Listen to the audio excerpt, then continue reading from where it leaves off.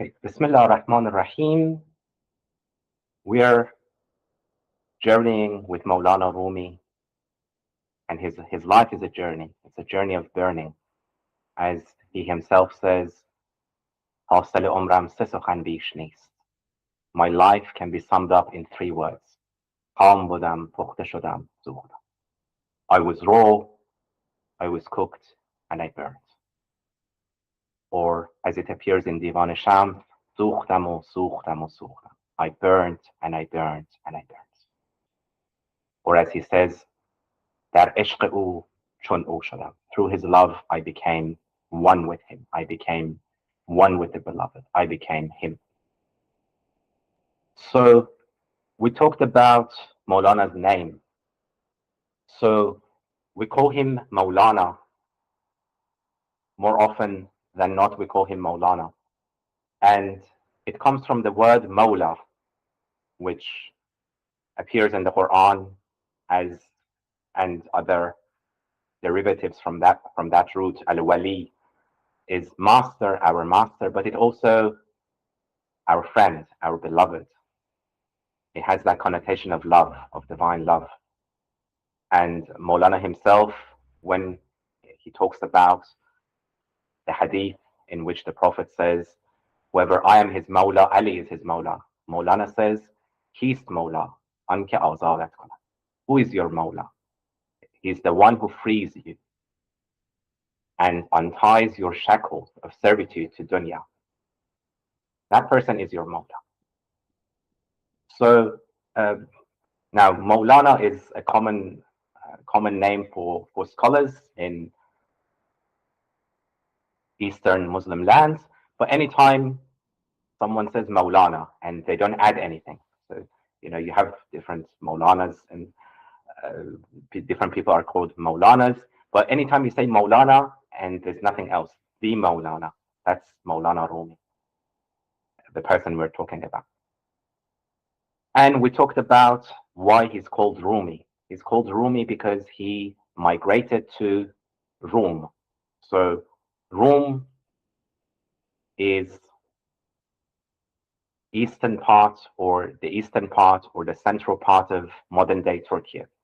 So in those days, because it was the remnants of the Byzantine Empire, and then the Seljuk Turks conquered that land, they didn't change the name. They kept the name as it was, Rum, and it was called the Kingdom of the Seljuks of Rome. So anytime you hear Rome, it doesn't mean Italy, it doesn't mean Europe, it means Anatolia. So Mawlana became known as Rumi because he moved to the land of Rome, and he became known as Mullah Rum or Mawlana Rum, the Mullah of Rome or the Mawlana of Anatolia. We talked about how he was born in Balkh, or according to some theories in Waksh. So Balkh is in modern day Afghanistan, and Waksh is in modern day Tajikistan. And back then, Persian speaking lands, so he was born to Persian families, and it's the language and culture that Iran, Afghanistan, Tajikistan, all these countries share. But ultimately, Mawlana says, my homeland is not this world. I'm not from this world of clay. I am a bird from the kingdom of God. I'm a bird from the heavenly kingdom. I do not belong to this world of clay. So we cannot fit Mawlana, we cannot fit Rumi in this borders and in these nationalistic borders of Mawlana is Afghan or Mawlana is Iranian, Mawlana is Tajik. No, he's a bird of the heavenly kingdom. Now, we talked about Mawlana's family, his father, they were in Balkh, and he belongs to a family of scholars. His father was titled Sultan al-Ulama, the king of scholars or the sultan of scholars. And in Balkh, he criticized dry philosophy and rationalism. And there was another famous scholar, that's Fakhruddin Razi, who was also a favorite of the sultan. And he had his followers, he had his people devoted to him in in Balkh, and there was some sort of tension between the two groups. And there was also tension with the Sultan of Balkh, so there was some sort of political tension as well. So Bahauddin, so this is Maulana's father, Rumi's father, decides to leave Balkh for good. So with his family and some of his followers, around 300 people, he sets out towards the west. So from Balkh, they move westwards. So they go to Neyshabur first in modern day Iran, and that's where they meet Fariduddin Attar, the famous Sufi master and poet, the one who wrote The Conference of the Birds and the Chronicle Memories of Saints at Karat al-Awliya. So they meet Fariduddin Attar in Neyshabur, and then they again they move from city to city, different cities of Iran, different cities of Iraq, modern day Iraq. And as they're journeying, the Mongols are following them. The Mongols are invading Muslim cities one after the other. Mosques are being burned, libraries are being burned, entire cities are, people are being massacred. So it's a really turbulent time. And they stay for a while, they stay in Baghdad. Again, Rumi's father criticizes the Khalifa. Again, there is some tension. So again, they move for some time, they stay in Syria. Again, they move until finally they reach a city called Laranda, which is in Rome. So the kingdom of Rome, and it's present day Turkey. And this city is relatively safe from the Mongol invasions and from the Mongol violence. And it is a really multicultural city. So you've got inhabitants, local inhabitants in this city who speak Greek. You've got Turks, you've got Arabs, you've got Persians, Armenians. So they decide to settle in this city. And in this city, Maulana's mother passes away, his brother passes away. And also in this city, Maulana gets married. Maulana gets married to Gohar Khatun, who is the daughter of a family friend. And soon after, he has two sons from this marriage. Now, Maulana's first wife also passes away, and he marries again. So he gets married to Kira Khatun, who is originally Greek, convert from Christianity, likely. And he has two other children from his second marriage. Then the Sultan of Rome, Alauddin Kayqubad, invites Rumi's father to the city of Konya or Onia. And Maulana's father, Rumi's father, is made the professor or teacher in this madrasa in Konya. And Maulana himself, Jalaluddin, who's a young man, he starts learning different sciences, jurisprudence, the Quran, hadith, history, different sciences that are taught in this madrasa. But he doesn't, now in this tradition, the father doesn't teach the son when it comes to the spiritual sciences, because, you know, you have this, we have this saying in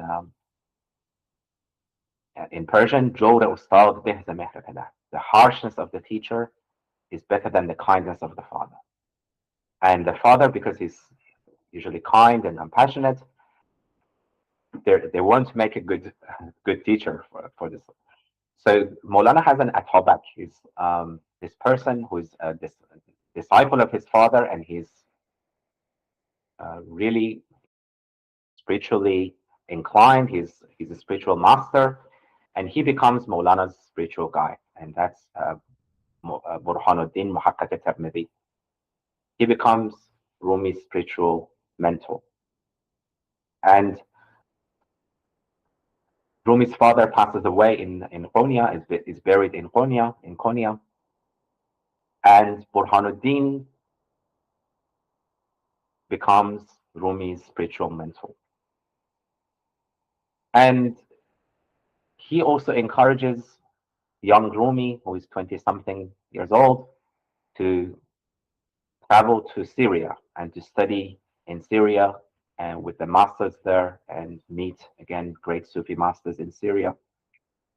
And Mawlana travels to Syria, to Aleppo, and he studies in a madrasa called Madrasa al Halawiyah. Incidentally, it also means the school of sweetness. The literal meaning is sweetness.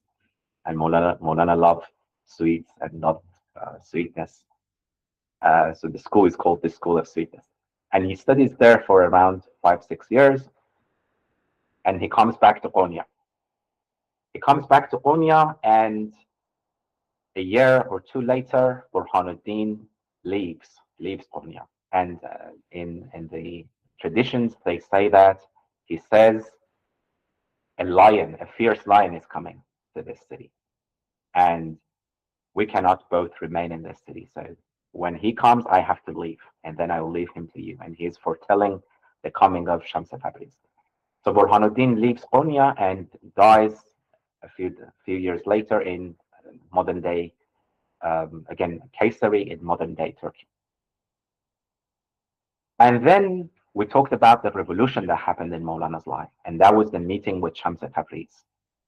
So Shams of Tabriz, as from what we gather from the maqalat, he's son of a merchant, a cloth trader, but he studies and he's not content with what he's finding around him. He sees that the fuqaha, the jurists, all they're concerned about is yajuz and la yajuz. This is permitted, this is not permitted. They do not understand the depth, they do not understand the heart of religion.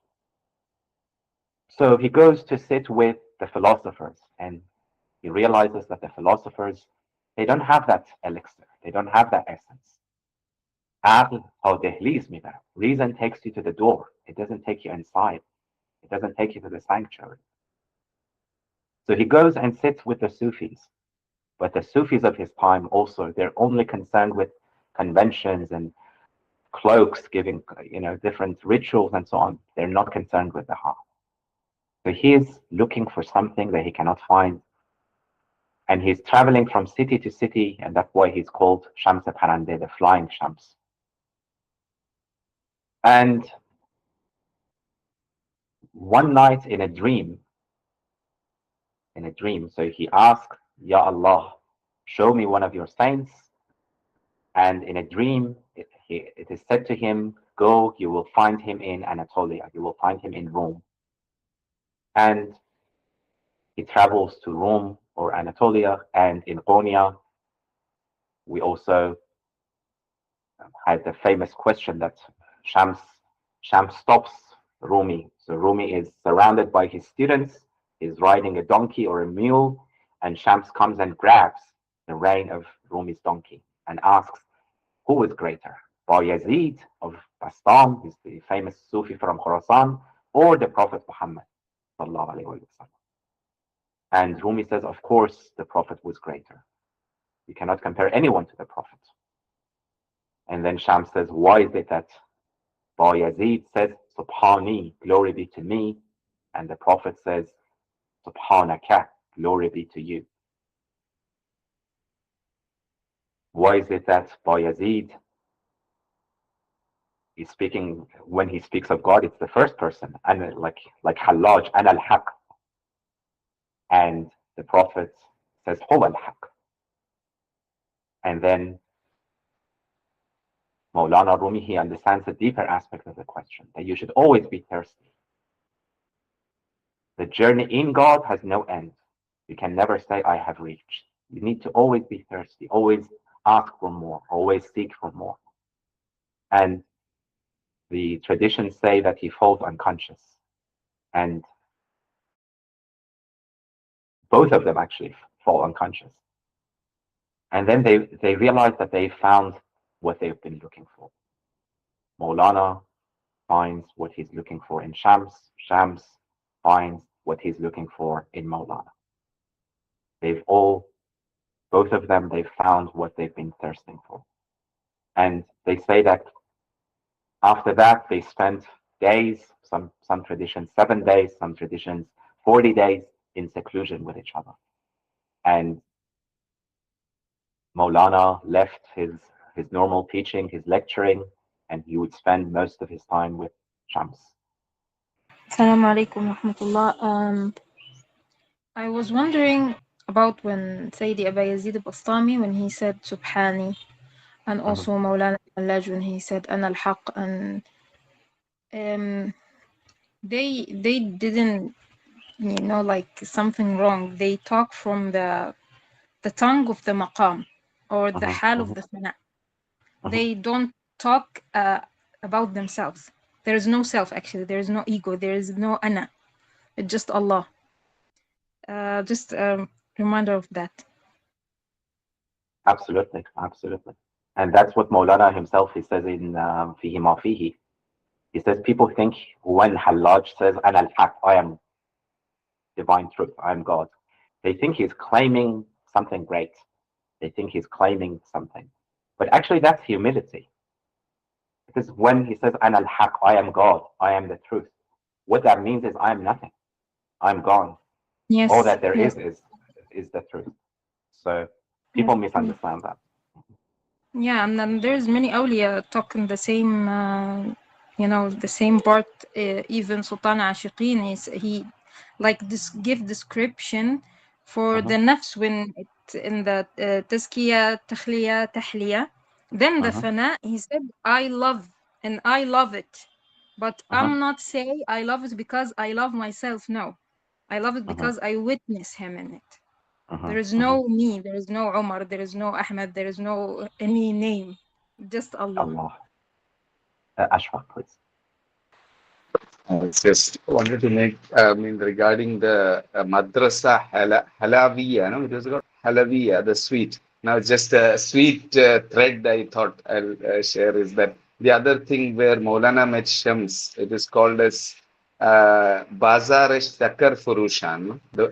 The place where sugar is sold and that sugar connection. And then Maulana says in the Masnavi, I don't remember the second line, maybe you can fill in, is that Kane Kandam, Neisitane Shakkaramman, he says, that Hmm. I am a mine of sweetness and I am a like I mean, Neisitan actually means the sugar cane also is one of those, I think, Neisitane Shakkaram. That's what I like gather from that. I do not know exactly the Persian. And the idea of Neisitan or Neistan, actually, you Hmm. mentioned Maulana is not from Afghanistan or Tajikistan. I think he's from Neistan Shakkaram.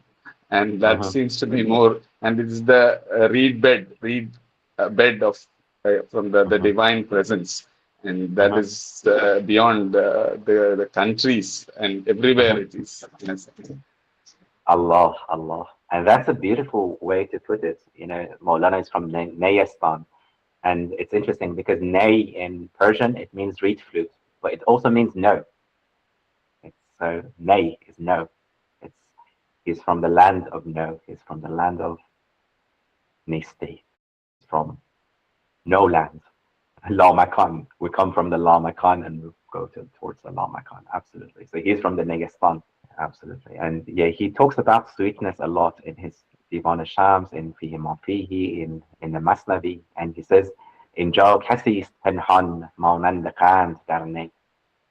Here in my words, someone is hidden, like sugar, like sweetness in the reed, in the reed. شیرین شکر فروشی دکان من گرفته. A sugar seller who's sweet himself has taken my shop. So it's not my shop anymore. It's someone else has taken the shop and is selling sweets. It's not me. It's the sweet seller. Allah. So yeah, that's why Maulana's poems are also sweet. And if you have diabetes, you need to be careful. Also, regarding this connection between Maulana and Muhyiddin Ibn Arabi was mentioned earlier. I mean, Mm-hmm. some of our people are also studying. And so this, I just reminded of this famous verse from Muhyiddin Ibn Arabi. He says, "Ala ya ajaban li rawlatin Bainan Iran, I think it is said. Oh, the wonder, the garden amidst the flames. Like from Mawlana's life seems to be that. In the sense there were flames all around. And it was Mongols burning this, burning that. And then he was a garden that was protected and that was inside it. And then that is the garden that bloomed into like the roses that we are discussing also in the garden. And that idea that somehow the fire outside and inside the garden came to mind. I just wanted to say that it was very funny when you said that Shams, when he was passing by all these places and he did not like the Sufis, that stuck into rituals, and I hear still the same thing. when you go around and when you are meeting someone who knows, an Arif or maybe an Ashik or a true dervish, they always say exactly the same thing. And I wonder that nothing changed in the last 800 years. Maybe it was always the same. And then the question should be also, why is it the same, you know? And also there was something mentioned about the quotes of Halaj and Bayezid Bastami. So I remember something from Sheikh Abdul Qadir Jilani. I think it's in Dual Ghaib. And the thing is between Ahwal and Maqamat, so the states and stations. And this is the thing, maybe what Shams was testing in Mawlana, the difference between states and stations. Hazrat Wasiwari Wasif, saint from Pakistan, he also said about this thing in Wahdatul Wujud. He said that this is a state, when you are in a state of mushahida, you're witnessing this, then it is halal. If you're not witnessing it, and then you are saying something and it's haram, you know. So I think this is what this is exactly what Shams was trying to see in Mawlana. If he is one of those who fake the states, the hal, or is he one of the people of the maqam or something like this? So it's beautiful to hear the whole story. But the most funny part is the thing when Shams is traveling. These people are fakers. And yes, you know, as Hujwiri, he says, "Kana tasawwufu halan." Sufism used to be a state, used to be an experience, tasting. Fasara qalan, and then it became words. So probably the Sufism that someone like Hazrat Shams is complaining about, it's that kind of Sufism. It's words, just again, rituals, formalities, but where's the experience? Where's the tasting? Yes, Ashfaq, sorry. Just in response to that, I was also reminded of an aspect of the biography of Sheikh Muhyiddin Ibn Arabi. I think it's in the Sufis of Andalusia, and someplace it's mentioned that he came from the West, the Maghrib, where it was rather informal. Like so many of his teachers were actually women, and many of his teachers were people who did not have the so-called the usual trappings of whatever we call Sufi and other such labels as they came to be attached. And then he went to East. I think he mentions that when he went to Egypt, where there was all this very elaborate, like we have these departments and of this grand sheikh and the second and the third in line, and all these, they have their own uniforms and the turban colors, and like you shouldn't wear this turban and it's for you, and that's a department. I mean, that's like we have this assistant professor, associate professor. I was thinking along those lines, like our departments where you have this pecking order. And so he felt, and he reports that this is just, he felt very put off by this kind of formality and formalism. And so he also came from that kind of, and that whatever in his thing called, I think it's called the Durr al-Fakhira, or so the Sufis of Andalusia, it's translated in English, where that kind of people, there were many like Shams-like figures, it looks like to me. Those kind of figures were mentioned among his teachers.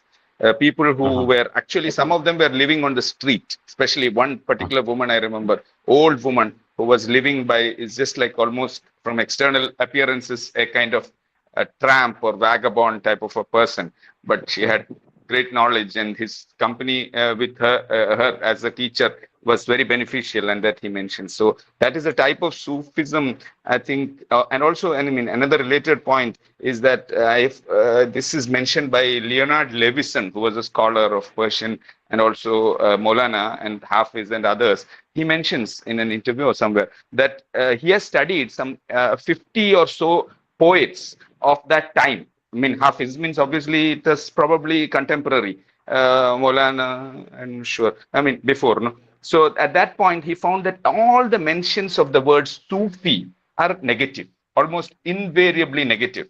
So, because it's probably a time when there was a lot of this efflorescence of this various turuk and all came, and then it was actually almost became a majority aspect. It became very, very popular, and it just spread like anything. So at that point, when something becomes so common, obviously there will be a lot of problems, and people are going to take it up as a kind of a career path, and it's going to be impressive. And same thing, I think, in the prophetic career, you can see Makkah and Medina, and later when everyone started coming in droves, because there was power and everything was appearing like expansion and a lot of wealth and a lot of prestige becoming attached. I think that is the career of almost all such movements, and I think the so-called Sufi movement is all, I mean, Sufism also, I think, is no exception to that. Again, quoting Hujuwairi, he says, at the time of the Prophet, earlier generations, Sufism was a reality without a name. It was a meaning without a name. And nowadays, and he's referring to his own time, and it's probably much worse in our time, now it's a name without the reality. So back then, you had the reality of Tasawwuf, you had the reality of Faqr. It didn't have a name, you didn't have orders, you didn't have, you know, the name of Sufi, but you had the reality. Now you have the name, you don't have the reality. So Hazrat Shams is looking for that. He's looking for the reality of Tasawwuf, the reality of Sufism, not the name. And he finds that in Mawlana. So he finds that in Rumi. What he's looking for, he finds that in Rumi. But he's a really difficult person. So when he meets Mawlana, obviously they spend most of their time together in seclusion. Mawlana leaves his lesson, his regular teaching, and he's with Shams most of the time. And Shams becomes, in practice, he becomes his instructor. He becomes his teacher. And he, for example, forbids Mawlana from reading some of his favorite books. So Mawlana, as his second wife, Kara Khatun, he says he was so attached to his father's book, for example, Ma'arif. And every night they had a lamp in the house which was built to human height. So he would read every night, he would read standing. He would read his father's Ma'arif. And Shams comes and says, no longer. You shouldn't read this book any longer. He was attached to certain poetry books. So certain poetry books in Persian, he would read the poems of Khaqani. In Arabic, he would read the poems of Al-Mutanabbi, and so on. And Hazrat Shams comes and says, no, you shouldn't read anything. Now the poetry should come from within you, not from these sources. So he stops Mawlana from reading these poems. And another great change was, before that, Mawlana would lecture. He would teach in the traditional method, and he says, in my hometown, in Balkh, there was nothing more disgraceful than poetry. So the great scholars, they wouldn't engage in poetry. Even Sa'di Shirazi, he's a contemporary of Mawlana. He says, "Hame qabile man aleman din budan." All my tribe, everyone in my tribe was a scholar of religion. Mara muallim ishq to sha'iri amukht. but it was the teacher of your love. It was your love that taught me how to write poems. It was your love that taught me poetry. So this verse shows that the scholars of religion had nothing to do with poetry. For them, it was disgraceful. And also music. So music in Mawlana's time, it was controversial, and there were people who believed it was forbidden, or it was innovation, it was bid'ah, and likewise the Sufi dance and so on. And Hazrat Shams encouraged Mawlana to do Sema, to do the spiritual concert or the spiritual music. And he said, what you're seeking in asceticism and what you're seeking in prayers and fasting and all of that, you will find in music and more. You will find more of that experience, more of that spiritual tasting in music. And he says music was forbidden for the commoners because what is dominant in them is lust. What is dominant in them is worldly passions. And this is also, you find this view also in Imam al-Ghazali. So Ghazali was one of those jurists who really defended music in his Ihya. And he says, music does not add anything from the outside. Anchanan ra anchanan tar mikonad. But it intensifies what is already inside you. And again, Sa'di Shirazi, he also says, نگویم سما ای برادر که چیست مگر مستمع را بدانم که کیست. I will not tell you the ruling on music, what it is, unless I know who the listener is, unless I know who is listening. گر از برج معنی پرد طیر او فرشته فرو ماند از سیر او. If he is a person who is inclined to meaning, if he's a person, the bird of his heart, it's more poetic in Persian, flies from the towers of spirituality. Someone like that. When he listens to music, he will reach God faster than angels. Music will help him on his journey to God. وگر مرد لهو است و بازی و لاغ, and if he's a man of play, if he's a man of distractions, قوی‌تر شود دیوش اندر دماغ. The demon in him will become stronger when he listens to music. So you have that about music. But Hazrat Shams encouraged Mawlana to engage in Sama, in music. And this is something that he became known by even after Mawlana's passing. It was said that the entire population of Konya, they were so engaged in reading these Sufi poems and listening to music and so on. And some of the jurists complained. Some of the jurists complained to the ruler, Muinuddin Parwana, the ruler of Konya, that this music is bid'ah, it's forbidden. We should ban music from the city. Now that Mawlana Rumi is no longer here, we should definitely ban this practice. And Muinuddin Parwana asks, he sends a letter, he asks the other great person in the city, and that's Sidi Sheikh Sadruddin Qunabi, who's also a student of Ibn Arabi. And he asks Sheikh Sadruddin, what do you think? These jurists have come to me and they want me to ban music and ban Sama. What should I do? And Sheikh Sadruddin, who is much less inclined to Sama than Mawlana, but he writes, Bid'atul awliya sunnat al-anbiya. The bid'ah of awliya is just like the practice of prophets. So in a sense, this was also divine inspiration. This was for the good of the community. And that's why, that didn't go ahead, and Sama or the spiritual music wasn't banned. Is that this poetry, there is no, in my land, there is nothing worse than poetry. So that is poetry as a profession. Like you're a professional poet. That's how you earn your living, by say singing the praise of especially the rich and the powerful. And that's the poetry, panegyric writing. And that's the kind of professional poet.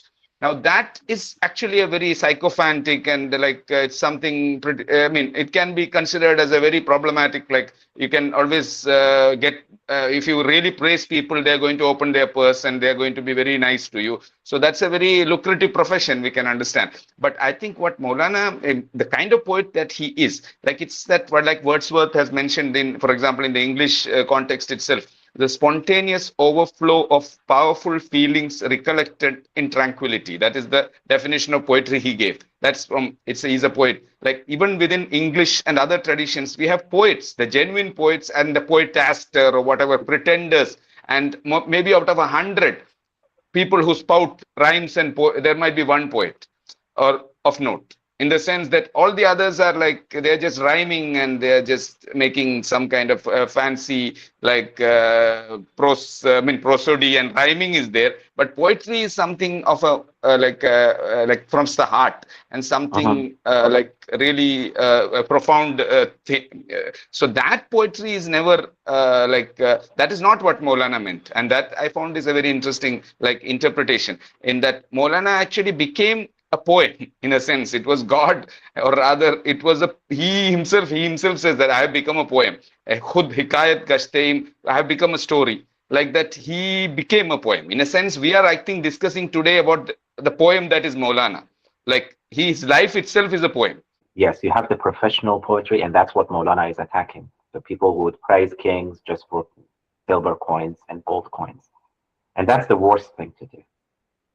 But then you have the people that Maulana loves, like Attar and Sana'i. These are divine poets, and their poetry is, again, it's divine, it's sacred. And Maulana had a lot of respect for Sana'i. You know, they say that one day his son was reading the poetry of Sana'i lying down, and Maulana comes and tells him off and says, you know, the awliya, the saints are present and sages are present in their words. Just like in the sayings of the Prophet is present. So you need to respect even poetry, even you know, this kind of wisdom poetry and sacred poetry. So he had deep respect for this kind of poetry. And this is you know, people like Jami, Maulana Jami, he says, شعر اگر بود مایه نقصان نبودی وزن و نظم در قرآن. If poetry was disgrace, if poetry was deficiency, there wouldn't be rhymes in the Quran. God, Allah Ta'ala, could reveal the Quran in a way that reads like Al-Ahram newspaper, just dry and run on sentences and so on. But it rhymes. It has that musical quality. You know, you read the Quran, Ar-Rahman, but it has that. Why? And even in the Quran that says this is not poetry, in the Quran, the verse that says this is not poetry, Maulana Jami says this is praising poetry, because it means poetry is so close that you can mistake it for revelation. It's the closest if you get to revelation. So when in the Quran it says we didn't teach him poetry, this is praising poetry. It's not disparaging poetry. Another thing is that Maulana chose poetry as a mean of communication.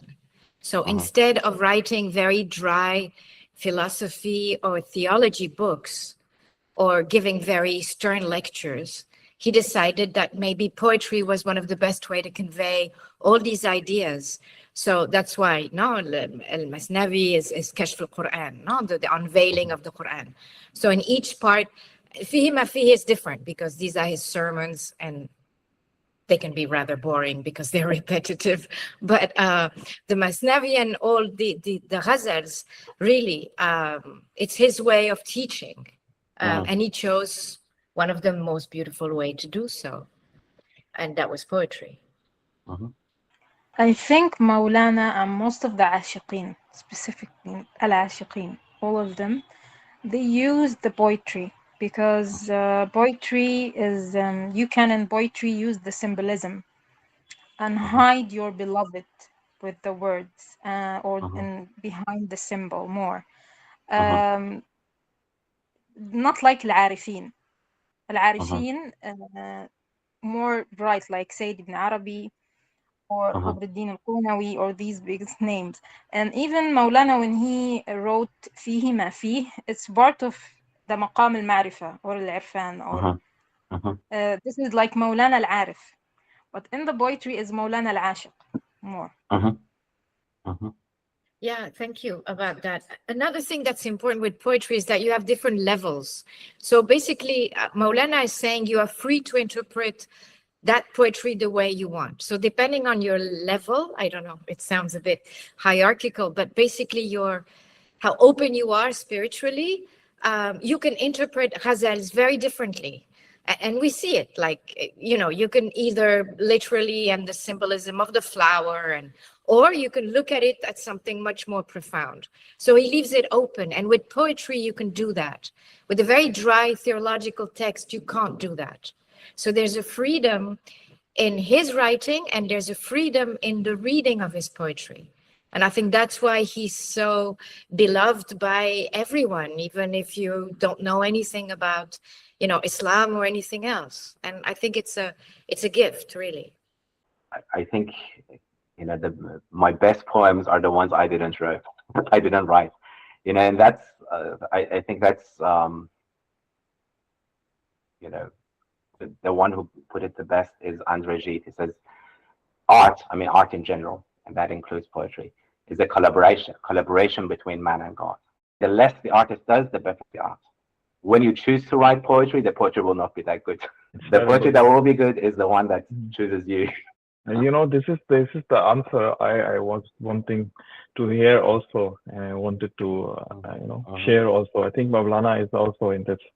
Again, coming back to the ahwal thing, it's a little bit like this. It's very hard to explain this, but it's expression, and sometimes it's expression which is beyond you also, because even maybe you are not aware what you're writing in that. This is why I think Nasr would never captivate someone in that way, because I think when you write poetry, I think the word itself is wrong when you say that someone writes poetry. I think inspiration is the better word. This is why it is magical, because it's exactly the moment when a person becomes a vessel and something flows through them. And this is the magical thing about poetry. Yes, I totally agree that you can tell when somebody is a poet or an artist, the way that they talk about their work. And that, because I also have written poetry and I'm an artist, so that's why I really love the opening of the Masnavi also, that I relate to so much, that I am aspired to be the reed lute, but I am not the song. And a poem or work of art is successful if I make people weep. And then also, I agree with you, Ahmed, that there is a kind of openness of what happens. Like the last piece of sculpture I made, that I start somewhere, but it becomes something that I did not decide that it should be, and that I learn something from that. I am touched myself with what it becomes, and to maintain this open heart where things come through me is the most exquisite thing in life, in my opinion. So I agree that with Rumi, that you can see that it's not just writing poetry, it is a spiritual practice. Yeah, this is why in the Quran, there's 2 times when poetry is mentioned, if I'm not mistaken, maybe more, but I remember only 2. One of them is that this is not poetry. Then the other one is about Prophet Muhammad saying that he's not a poet. Poets are looking for self-fame, or I don't know exactly the word. How do you translate it? Like they are looking for praise. Yeah. So this is where poetry becomes from this is where poetry becomes non-divine and despicable, because God is saying that when I inspire someone and they take credit for it, they are deplorable. But there is a moment when they are not, and then you see Mawlana, you know. So this is the difference, or Jami or Sadi or countless many. And then you have also others that have written qasidas and praises of people, and then claim inspiration to be their own work, and this is deplorable. I just wanted to, I came to mind that in Sheikh Hamza Yusuf, when he studied in Mauritania with, I think, some of the tribal people, he mentions about poetry, which I found very touching.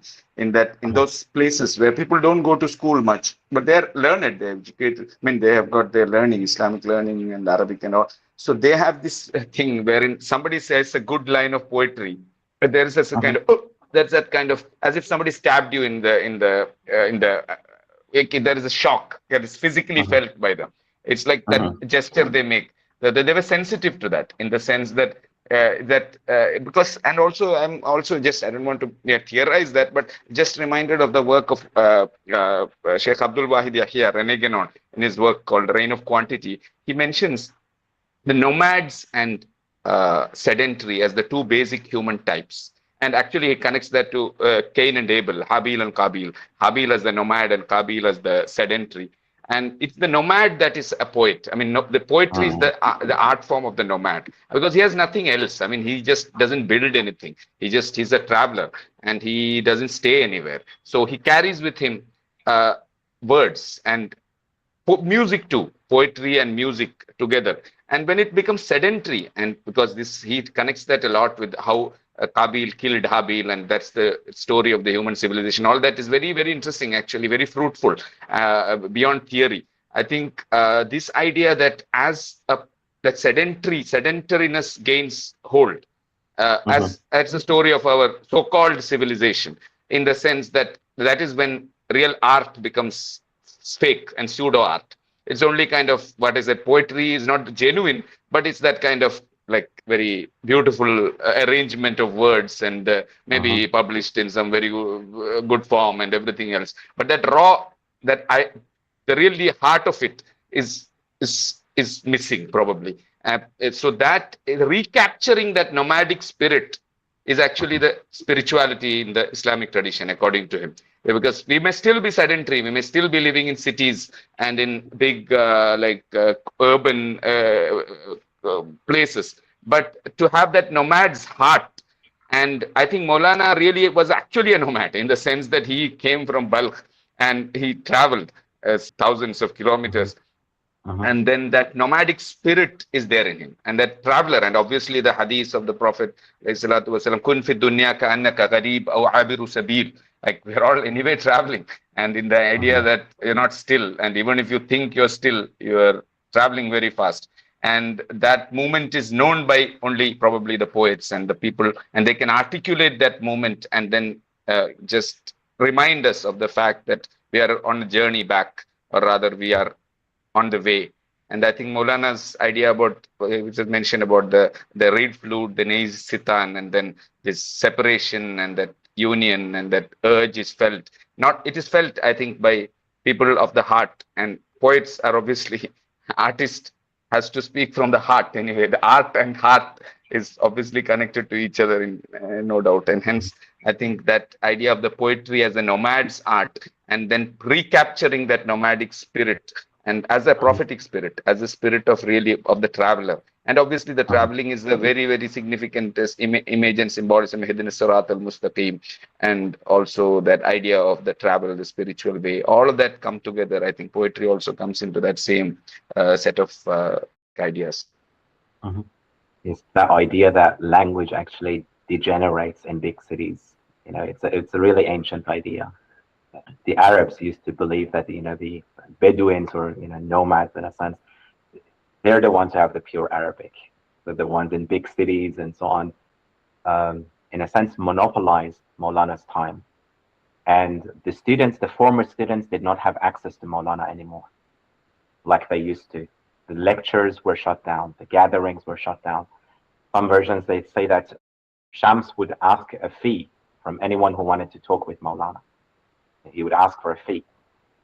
And later on, he says, people thought that I was after money, but I was not after money.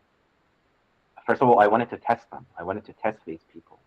Do they really care about you? Do they really care about who you are? Or are they here for something else?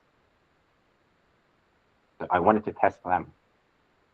And I also wanted to clear your time from having to deal with all these different people, ministers and people like that.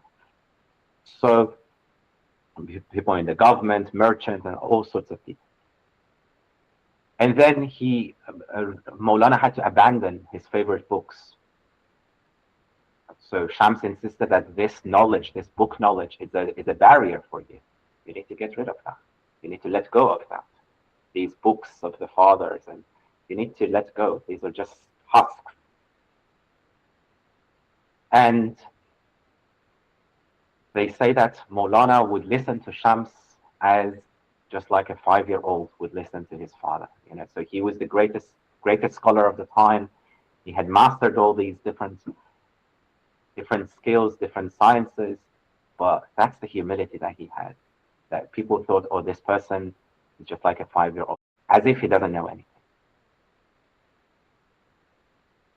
So yes, you had the disciples becoming more and more envious, becoming more and more jealous, because they didn't have access to their teacher anymore.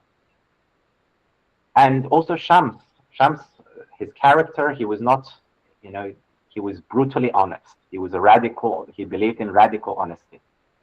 And it means that what it meant was he didn't flatter anyone. He wasn't nice with anyone just for being nice.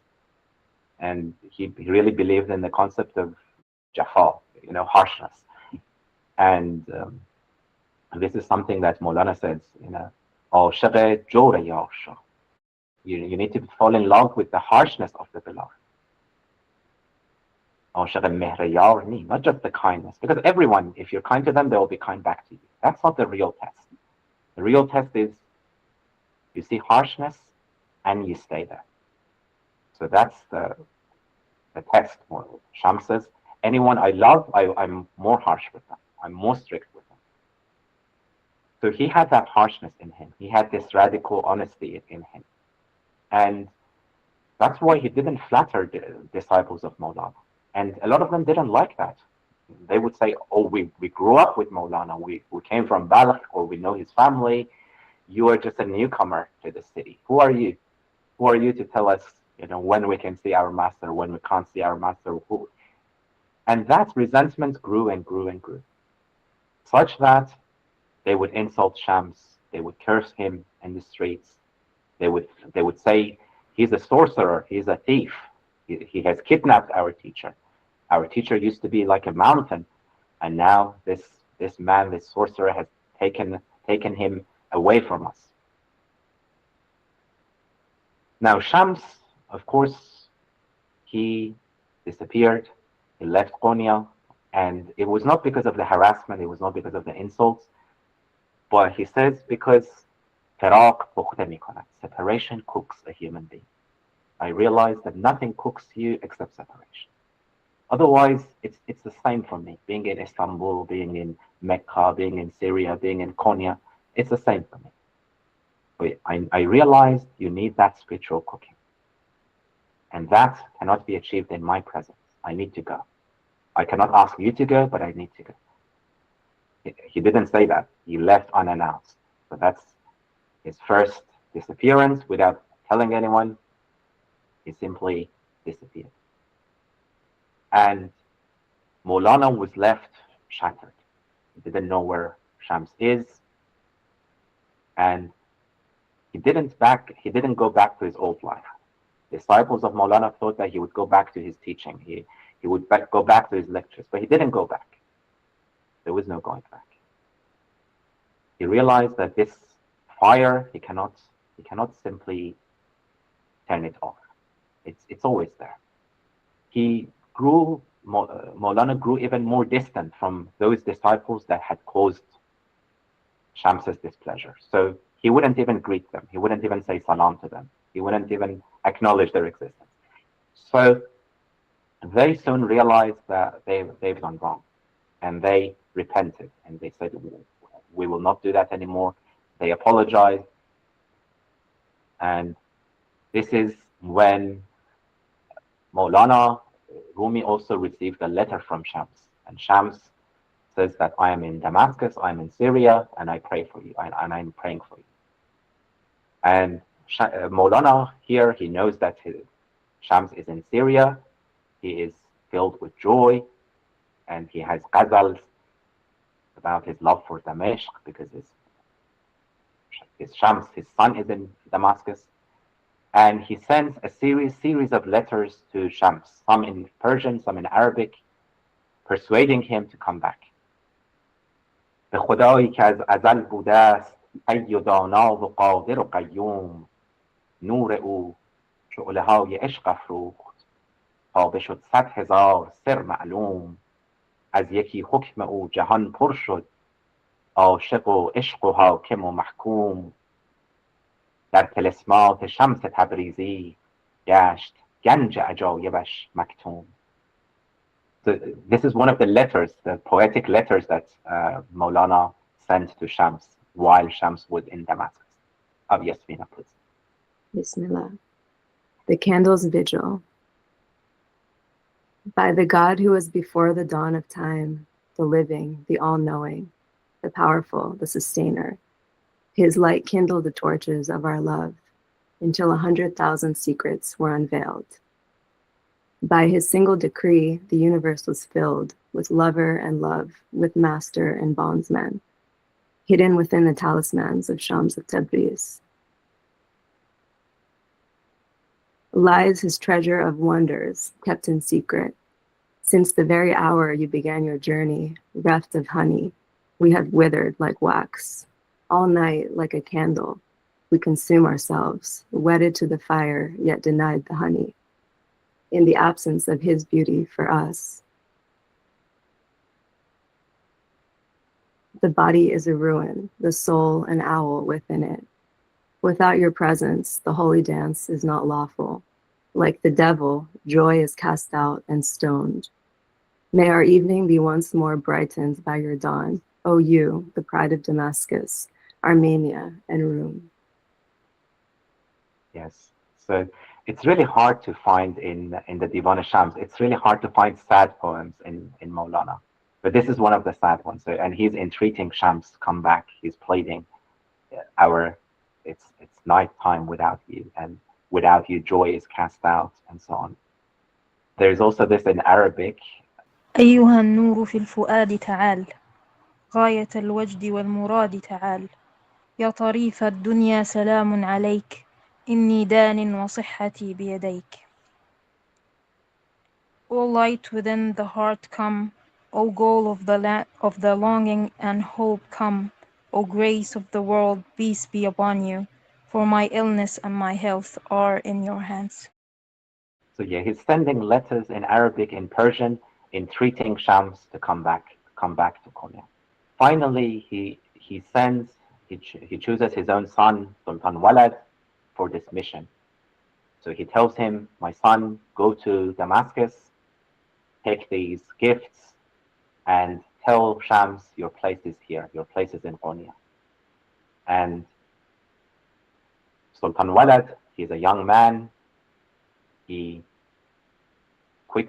travels to Syria, that harsh road to Damascus, and when he arrives, he lays all the gifts at the feet of Shams, and he again pleads with him and asks him to come back. And of course, Shams sees the sincerity of Mawlana and Sultan Walad, and Sultan Walad says, the people of Konya, the disciples who angered you, they've repented, and so on. So Shams agrees to come back with Sultan Walad. And they say that on the way back to Konya, throughout the whole way, Sultan Walad walked, so he didn't ride with out of humility. He said, you know, you're the king, you're the master, and it's not right for both of us to write. So he was walking throughout the whole journey back to Konya. Mawlana telling Sultan Walad, بروید ای حریفان بکشید یار ما را. Go and bring my yar, my friend. به من آورید آخر صنم گریز پارا. That Sanam, the idol, the beloved that runs away. So, and then he says, چو جمال او بتابد چه بود جمال خوبان. رخ چو آفتابش بکشد چراغها. When his loveliness shines, what of all other beauties? His face is a sun that puts out every lamp. So he is the sun that puts out every lamp. And when my beloved enters in joy and in peace, come and marvel at the mysteries of God. So that's when he sends Sultan Walad to bring Shams.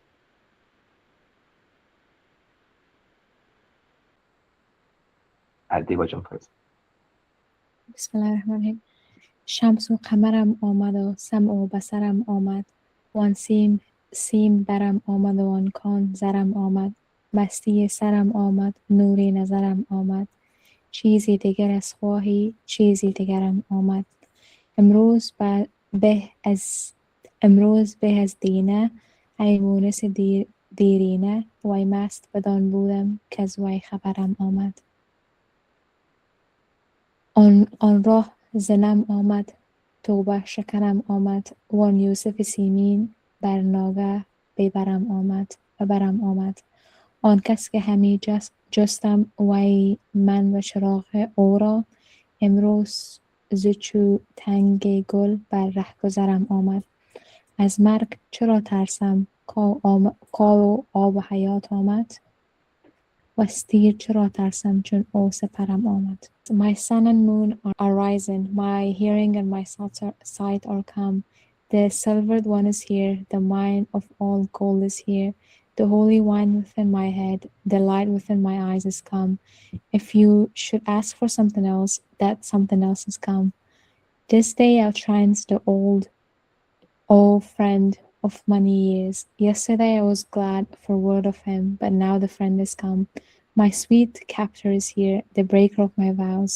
My Joseph the silver bro is come to my side. He whom I sought with a candle through the night watches, now as a cluster of roses walks beside me on the way. Why should I fear death? For he, water of life, is come. Why should I fear the arrow? For he, my shield, has come. So, that's Mawlana's joy when Shams comes back to Konya, comes back to the city. And he says, Shams o qamaram amad, my sun, my moon has come. And my sight has come, and so on. My shield has come. Now, just a quick word about the nature of this kind of poetry and Mawlana's love for Shams, and not just Shams. Later on, next session, we're going to see Mawlana's love for Osamuddin Chalabi, for Salahuddin Zarqub, and so on. So, ultimately, for Mawlana, for people like Mawlana, the beloved is Allah. Huwa al-Mahbub. The divine is the beloved. All love is divine love. But the divine radiates in different mirrors in this world. So Mawlana sees God in different mirrors, in different people who have that pure soul. And Mawlana sees the beauty of their soul. And that's the beauty he's talking about. So every time you have the beloved in Mawlana, yes, it is Shams of Tabrizi, but it's also simultaneously God. It might be Salahuddin Zarqub, but it's also God. It's also simultaneously, and ultimately at a fundamental level, principle level, is God. This hadith where the Prophet, peace be upon him, the Prophet ﷺ, he says, none of you believes, none of you is a believer unless you love me more than your parents, more than your spouses, more than your children, and more than the entire humanity. You love the Prophet more than everyone else. Now, what kind of love is that? It's intense. It's more, you love more than your family, more than everyone else, the entire world. That's the love for the Prophet. It is an intense, it's a real love, it's a real thirst.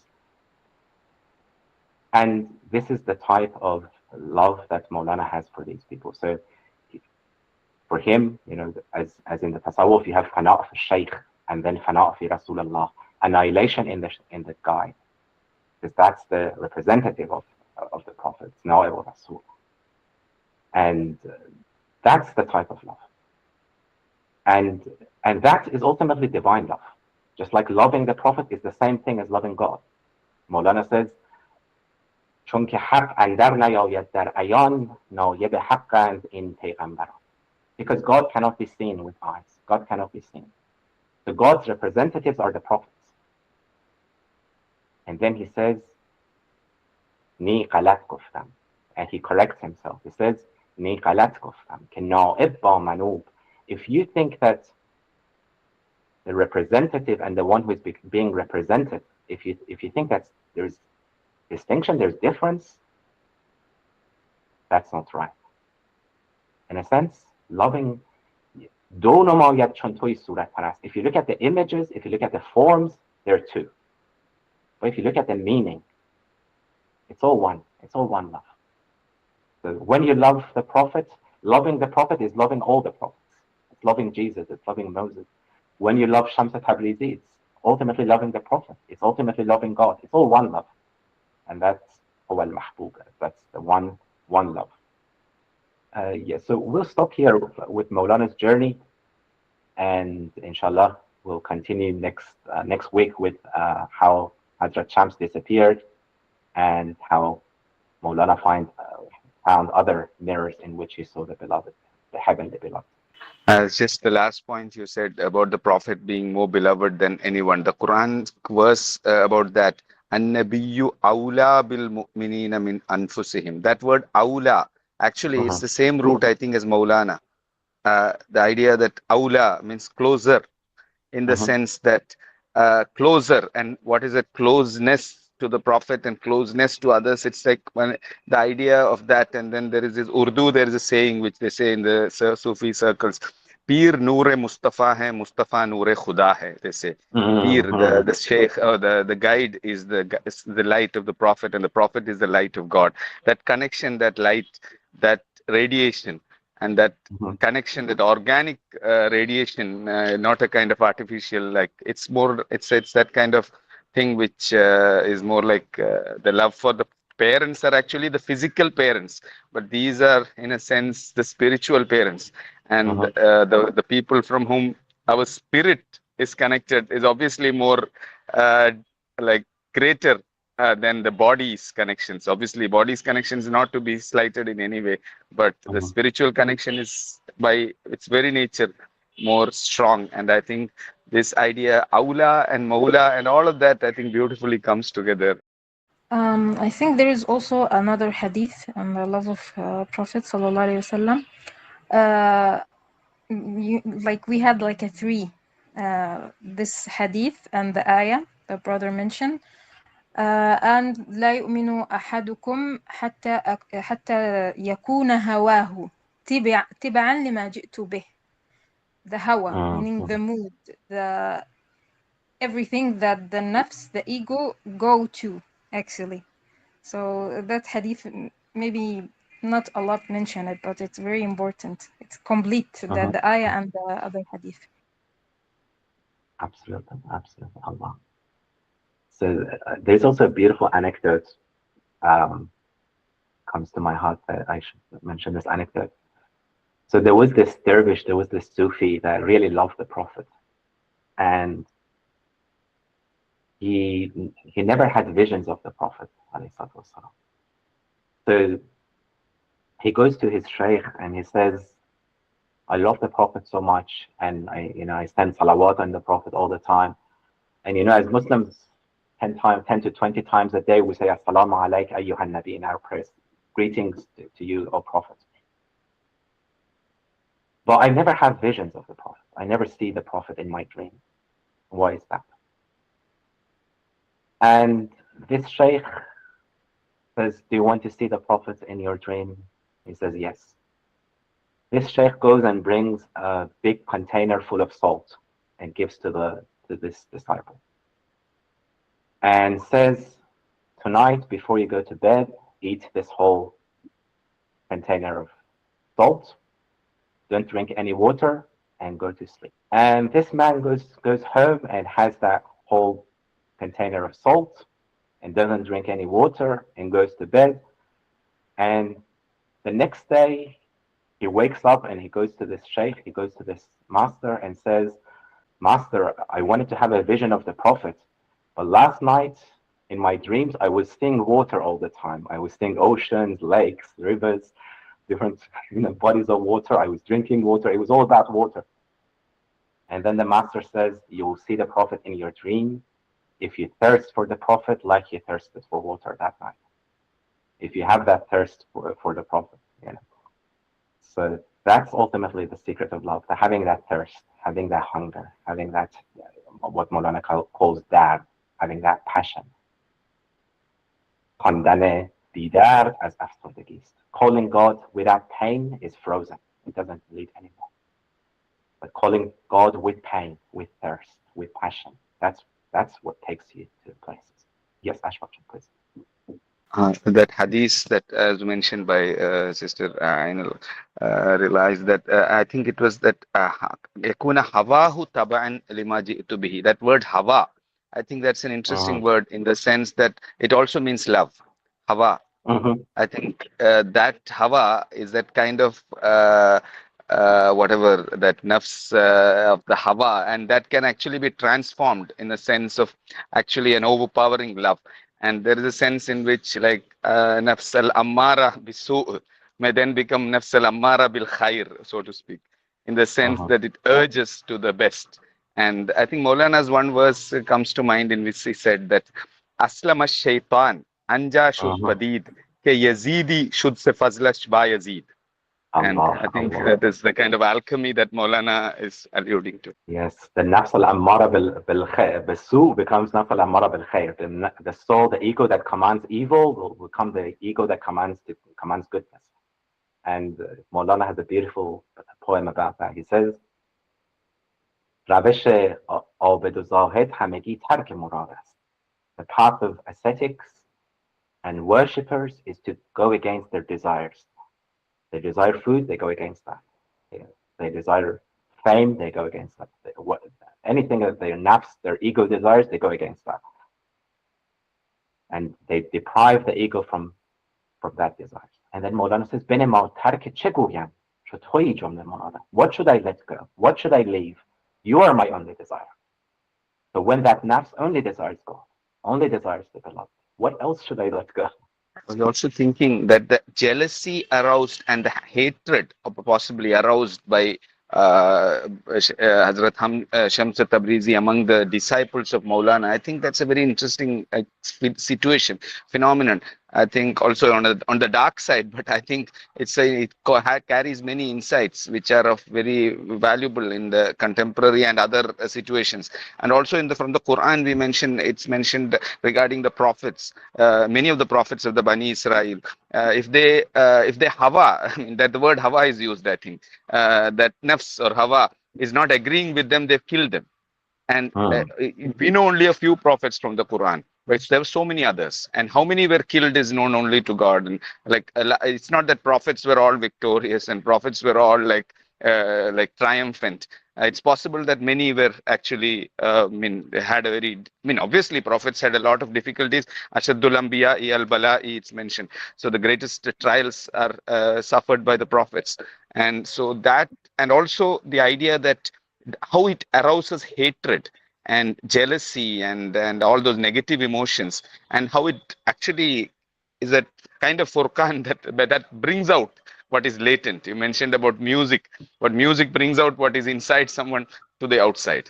And so it's that presence of great people, and it's possible that it just becomes that criterion by which people either show themselves up. And it's some who they bring out their internal disequilibrium, and I think that is something that we see in today as well. Like in the presence of greatness, some people really act in a very vicious manner, and I think there is a secret, or rather there is a kind of aspect of human nature which is manifest even today, and obviously in Mawlana's life, and later I think it will come, like his final disappearance of Shams and the theories related to that would be of more like relevant. Allah, yeah, absolutely. It's similar to the story. It's the story of brothers of Joseph, and I was saying, let's get rid of Joseph so that our father will love us more, and we'll continue our journey with Maulana's life, inshallah, next week. The final disappearance of Shams, and then the other mirrors that Maulana finds, people like Husamuddin Chalabi and Salahuddin Zarqub will continue Maulana's journey next week. Maulana says it's the song of separation. سینه خواهم شرح از فراق تا بگویم شرح درد اشتیاق. I want a bosom that's torn from separation, from the pain of separation, so that I can tell this story of yearning and longing for the beloved.